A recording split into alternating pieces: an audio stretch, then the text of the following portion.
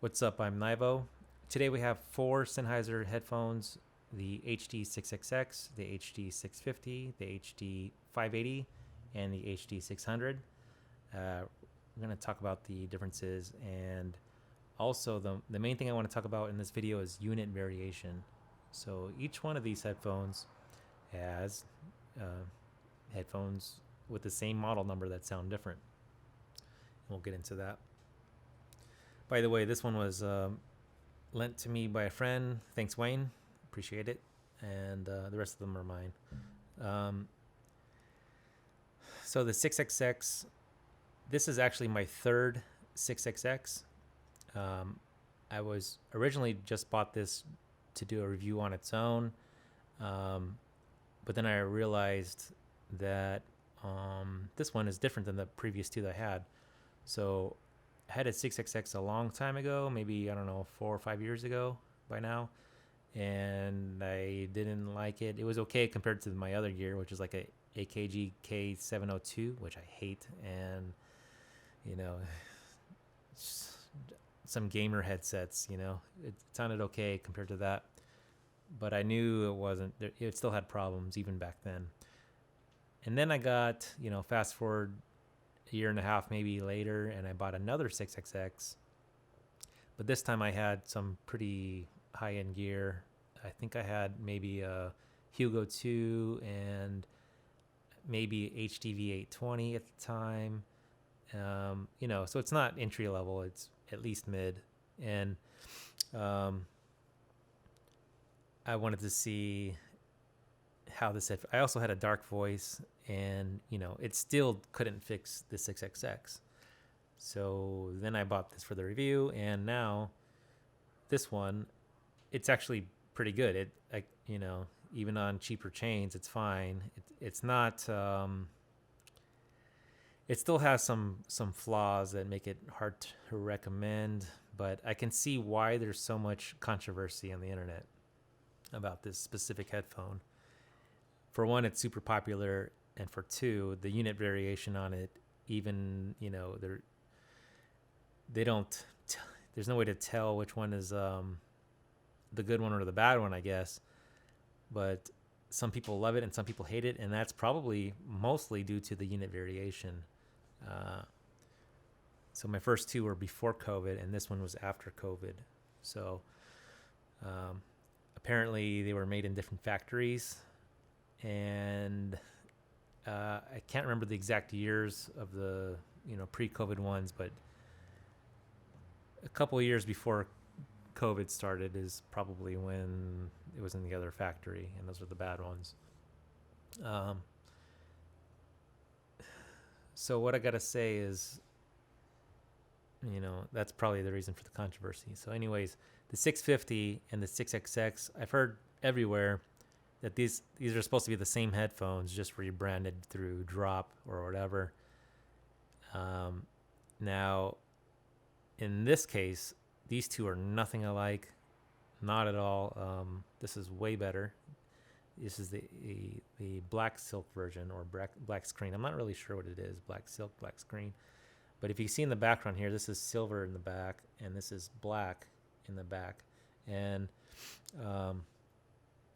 if you look online at the newer HD650s, there's silver in the back. So it might be possible that the newer HD650 is actually the same as the 6XX. I don't know. I haven't tried that one. But once again, there's unit variation on the HD650. So there's also the 580, which I think if you have a 580, then you already know that there's unit variations. This one is the black paper, and there's the Jubilee, and some I don't even know all the other ones, but I've tried two different versions, and they're both good. This is the HD600, and this is the black silk version. Supposedly, this is the best one. I can't confirm it myself because I haven't had the other ones, but I just trusted my friends, and this is the one I got. Now, if I'm going to rank them, I would say first place and a close second, and a bigger jump to third, and then, in my opinion, a big jump to fourth, and then with that unit variance of the bad 6XX, it's a very, very big jump to the other 6XX. Okay, so what's the differences? First of all, we'll talk about the problems of this one. I would say the biggest problem is like a congestion in the vocals and in instruments. There's just some problems happening, some distortions, and it's even on the good one, you still hear it pretty badly. And it also has three blob staging, which means it's in front of you a little bit, and then there's no angle, and then it goes out, and it's just kind of awkward. That means the stage is not cohesive. There's nothing at the angles. So this 650 is similar. They both have similar tonalities. These are both warm. This is also warm. A little bit different though. I'll talk about this in a second. So since this one doesn't have the same congestion issues as much, then the stage feels a bit more natural. Even though it's still 3 blobby, it feels like it's more, I guess all I could say is natural. It doesn't feel as disconnected as this one.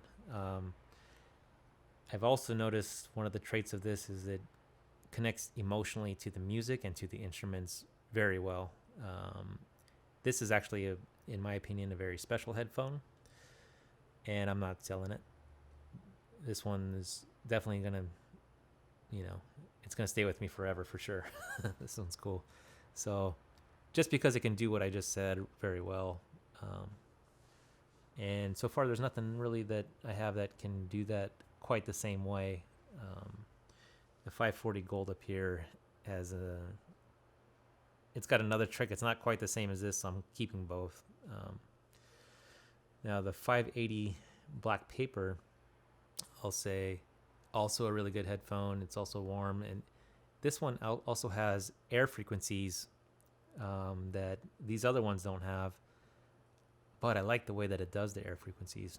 So air frequencies are usually around 15 kilohertz, but I've never heard it presented in the same way that this does. Now, I should mention that this has aftermarket pads that Wayne put on. These are Brainwaves microsuades, I think, and the pads definitely recommend for me.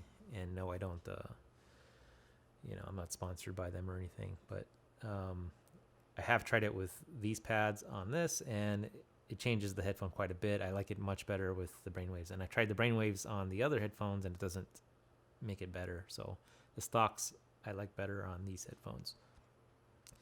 So I was saying that the air frequency is more present on the 580. You can hear it very clearly, but the nice thing is that the air is presented in a soft way, which is not usually how air is presented in other headphones that I've tried. So overall, it has just a good tonality overall, and it's easy to listen to. It's nice and relaxing, bigger stage than the rest of them. But I still like the 650 more, the Black Silk 650. The 600 is the most neutral tonality. So these are more, the 3 of these are more warmer, and this is the more neutral one. I'll say that all of them benefit from good amps, or especially tube amps.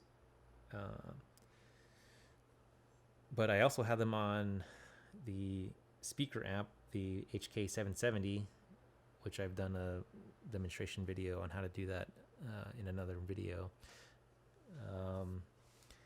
And they actually sound good on that too. So they if they're on solid state, then they need some power, and that's a cheap way to do it. But yeah, this is the most neutral sounding, and this has a nice trick up its sleeve. It can do 360 staging, so listen up, gamers. This is the only headphone I have that can do that, and it does it with the TIAC UD501. I don't know why it does that on that DAC, but it's pretty cool. So yeah, the 6XX, I have a much harder time recommending, especially now that the price is $240. And I guess I'll segue that into a little message about affiliate links. I just want you to guys to be careful about other YouTube reviewers out there that are, popular, that have a lot of affiliate links. Watch out for them, because I've noticed, that the guys that do that, they tend to recommend gear that is not so good. And it's not just my opinion. I think a lot of audiophiles probably feel the same way. I don't know why they do it. I don't know if they get double commission for recommending 6XX through Amazon and Drop or something. I don't know. But I don't see why they're all recommending the same one. It doesn't make sense to me. There's better alternative options. First of all, this one, if you can find one, just put some new pads on it if it's used, and then it's just like new, right? But there's the 400 SE, the Olina, Verum 1, Hi-Fi Man XS. Why aren't the reviewers recommending good gear? I'm not sure. Maybe it's to keep people in the loop of continually buying new stuff, trying to find things. I think if people were actually recommended good gear, they wouldn't have to do that as much, and they could save a lot of money. But I think the reviewers make some good cash off of this. That's probably why they do it. But I'm not interested in that, so I don't do it. There's no affiliate links here. But yeah, I guess that's all I have to say. If you like this content, hit like and subscribe. I'll see you guys later.